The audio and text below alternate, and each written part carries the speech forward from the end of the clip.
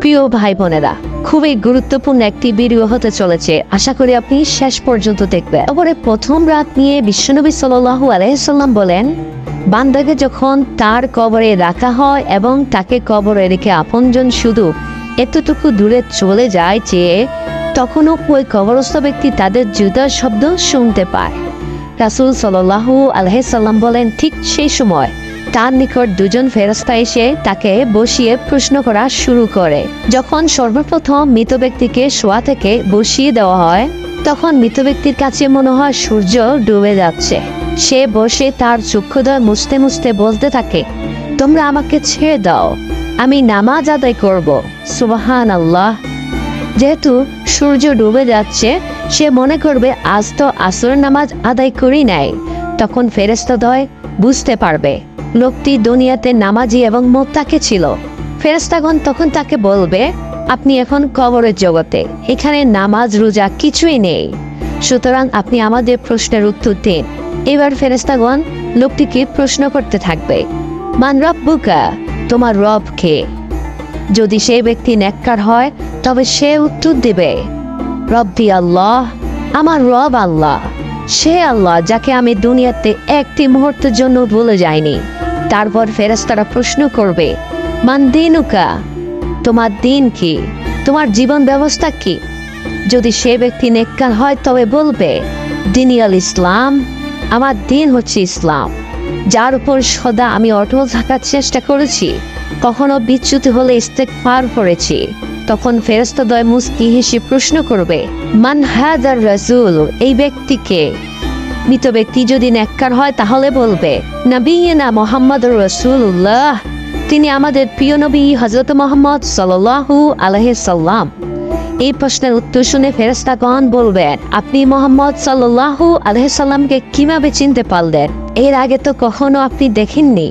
মুমিন বান্দা বলবে, আমি আল্লাহর কিতাব পড়েছি এবং তার প্রতি ঈমান এনেছি, তাকে জীবনভর এতটা অনুসরণ করেছি যে হৃদয়ে তার ছবি এঁকে নিয়েছি, আর আল্লাহ পাকের হুকুমে তাকে এখন আমি চিনতে পেরেছি। সুবহানাল্লাহ।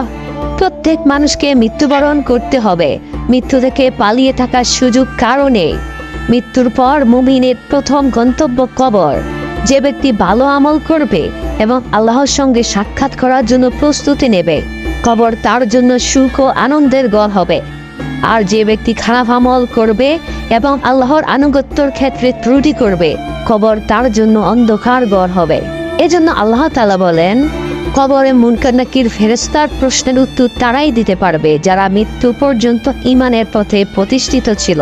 আর যারা ইহকালের পথে ঈমানের পথে প্রতিষ্ঠিত ছিল না, মৃত্যুর পর তারা মুনকার নাকিরের সওয়াল জবাব শুধু বলবে, লা আদ্রি, লা আদ্রি, আমি কিছুই জানি না, হায় আফসোস, আমি কিছুই জানি না, আমি তো কিছুই বুঝতে পারছি না।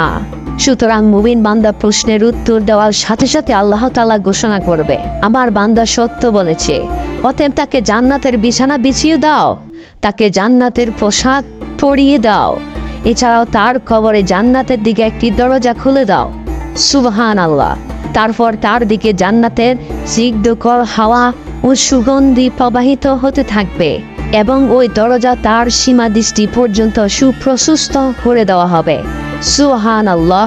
বিশ্বনবী হযরত মুহাম্মদ সাল্লাল্লাহু আলাইহি সাল্লাম আরো বলেন, মৃত ব্যক্তির কাছে একজন সুন্দর সুরভিত উত্তম পোশাক পরিহিত সুশ্রী ব্যক্তি আগমন করে বলবে, সুসংবাদ গ্রহণ করো, যা তোমাকে আনন্দিত করবে, আজ তোমার প্রতিশ্রুত দিন। ওই সুন্দর চেহারাদারী সুসংবাদ দাতাকে মুমিন বান্দা প্রশ্ন করবে, আপনি কে? সে বলবে, আমি হলাম তোমার নেক আমল। মুমিন বান্দা শুনে বলতে থাকবে, কিয়ামত সংঘটিত হয়ে যাক, কিয়ামত সংঘটিত হয়ে যাক। হাদিসটি মুসনাদে আহমদে। কেননা সে জানে প্রকৃত জান্নাত কিয়ামত দিবস সংঘটিত না হওয়া পর্যন্ত পাওয়া যাবে না। তখন ফেরেশতাগণ বলতে থাকবে, আপনি ঘুমান। মুমিন বান্দা বলবে, আমি আমার পরিবারের কাছে যেতে চাই, তাদের এই সুসংবাদ জানিয়ে দিতে চাই। ফেরেশতাগণ আবার বলবে, আপনি ঘুমান। বাসর রাতের মতো যাকে তার প্রিয়জন ব্যতীত কেউ জাগিয়ে দেয় না, তখন ওই বান্দার এক ঘুমে আল্লাহ তার শয্যা থেকে হাসরের মাঠে পুনরুত্থিত করবেন। হাদিসটি তিরমিজি শরীফে। নবী করিম সাল্লাল্লাহু আলাইহি সাল্লাম বলেন, কবর পরকালের প্রথম গাঁথি। কেউ যদি এখান থেকে মুক্তি পায় তাহলে পরবর্তী ঘাটিগুলো তার জন্য সহজ হবে, আর কেউ যদি কবর থেকে মুক্তি না পায় তাহলে পরবর্তী ঘাটিগুলো তার জন্য আরো কঠিন হয়ে যাবে। নবী করিম সাল্লাল্লাহু আলাইহি সাল্লাম কাফেরদের মৃত্যু প্রসঙ্গে বলেন, তার রূহকে তার শরীরে ফিরিয়ে আনা হয় এবং দুজন ফেরেশতা এসে তাকে বসিয়ে প্রশ্ন করে, তোমার রব কে? সে উত্তর দেয়, হায় আমি তো কিছুই জানি না। তারপর তারা আবার প্রশ্ন করে, তোমার দিন কি? সে বলে, হায় আমি কিছুই জানি না। তখন ফেরেশতাগণ আবারও প্রশ্ন করে, এই লোকটি তোমাদের মধ্যে প্রেরিত হয়েছিল তিনি কে?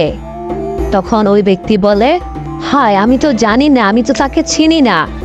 তখন আকাশের দিক থেকে একজন ঘোষণাকারী ঘোষণা করে, তার জন্য জাহান্নামের একটি বিছানা এনে বিছিয়ে দাও এবং তাকে জাহান্নামের পোশাক পরিয়ে দাও, আর তার কবরের সাথে জাহান্নামের একটি দরজা খুলে দাও। তিনি আরো বলেন, অতঃপর তার দিকে জাহান্নামের উত্তপ্ত বাতাস আসতে থাকে। এছাড়াও তার কবরকে সংকীর্ণ করে দেওয়া হয়, ফলে তার এক দিকের পাঁজরের হাড় অপর দিকের পাঁজরের হাড়ের মধ্যে ঢুকে যায়। তারপর কবরে পাপী বান্দার জন্য এক অন্ধ ও বধির ফেরেশতাকে নিযুক্ত করা হয়, যার সঙ্গে একটি লোহার হাতুড়ি থাকবে।